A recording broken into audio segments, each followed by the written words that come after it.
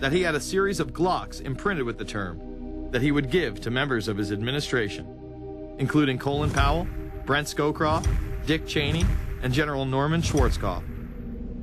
Cheney would even approve policy papers regarding the New World Order. Defense Secretary Dick Cheney has approved a revised draft of a policy document on the New World Order. The Pentagon is backing off a controversial earlier draft and has abandoned a one superpower strategy.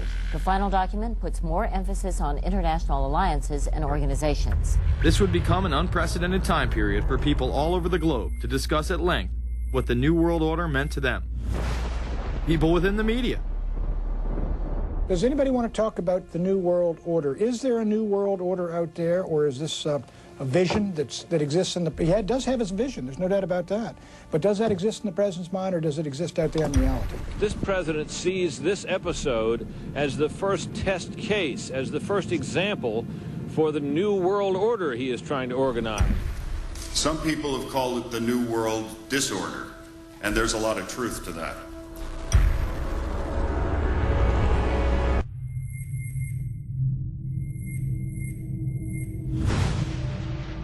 University and institutional chairs. I mean, we're talking a New World Order at Georgetown.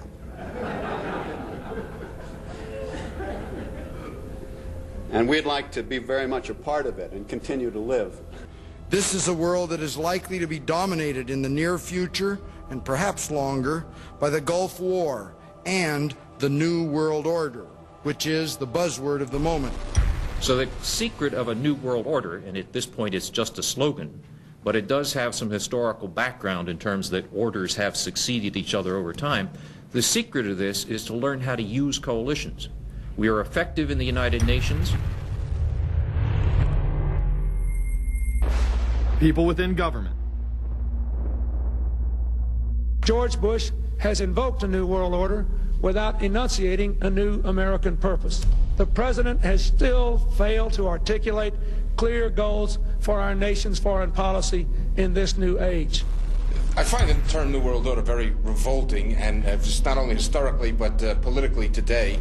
I think Harding is absolutely right, and the actions of the administration just after enunciation of the New World Order put the lie to the fact there is any real substance behind what they say as New World Order. The first act of the New World Order was A, to make war, and then B, was to sell arms all over again. Is there a New World Order? We know certainly that George Bush has copyrighted the term at this point.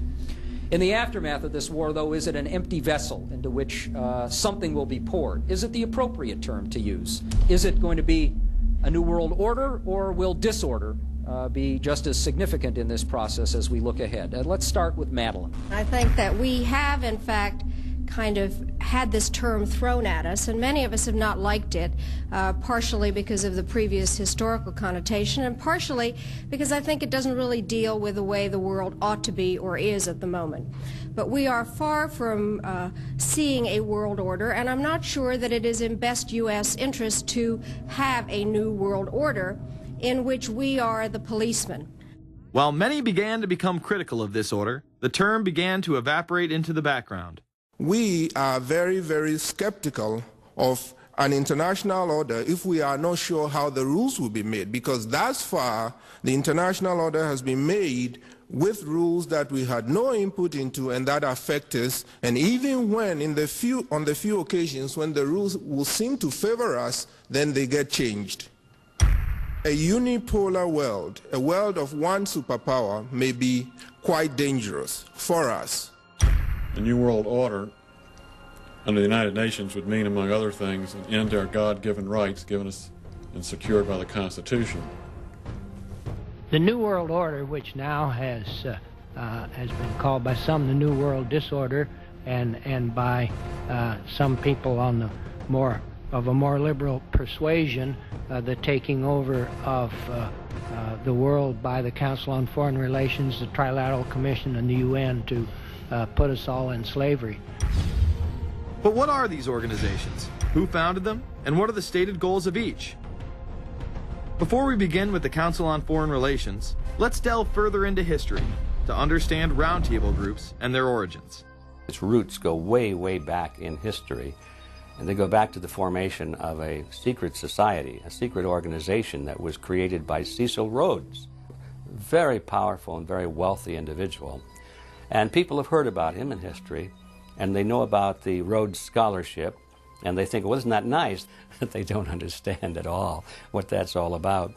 Cecil Rhodes, when he died, left his great fortune not to his family, not to his heirs, but for the creation of a secret society.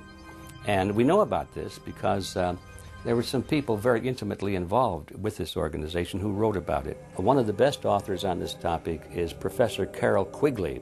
He wrote several books, and Tragedy and Hope is the best known of his. He described in detail this secret organization created by Cecil Rhodes, and he explains in these books he knows about them because he was invited by the organization into its inner circle. He was never a member of it, but he was invited in as their historian, and he was allowed to see their secret records and papers and study them for several years.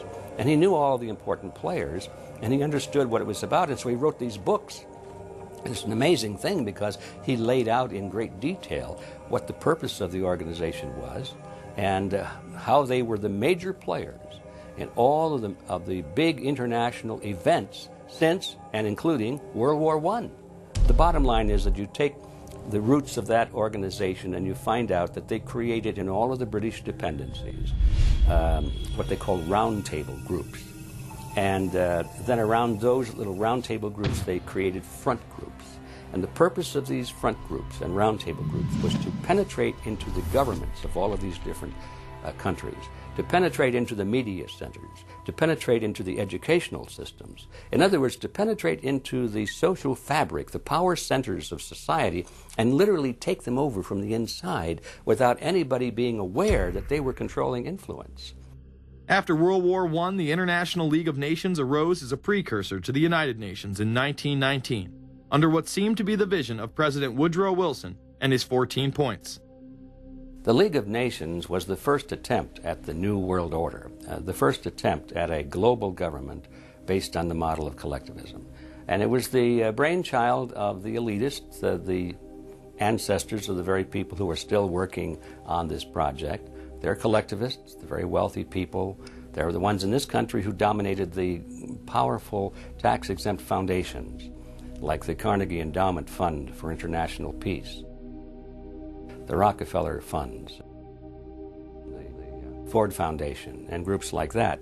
These people were on record, even way back then, that they had to have a new world government, and they dreamed of that being embodied in the League of Nations. And they were solidly behind it. And that was one of the reasons those people encouraged the United States into World War I, was because of the crisis of World War I, and that would also condition Americans to thinking of making big changes in their system, because we certainly don't want another war like that, do we? There's that fear angle again. And they thought, well, by being in World War I, then we would be a major participant at the table to carve up the world and create a new world government. And that was to be the League of Nations. Well, what happened to it is that the American people didn't really go for it. Wilson was aware of the elite and their control over society. In his book, The New Freedom, published in 1913, he discussed such a group. Since I entered politics, I have chiefly had men's views confided to me privately. Some of the biggest men in the United States, in the field of commerce and manufacture, are afraid of something. They know that there is a power somewhere so organized, so subtle, so watchful, so interlocked, so complete, so pervasive, that they better not speak above their breath when they speak in condemnation of it. Ultimately, this insight did not spare him from becoming yet another puppet of the global elite.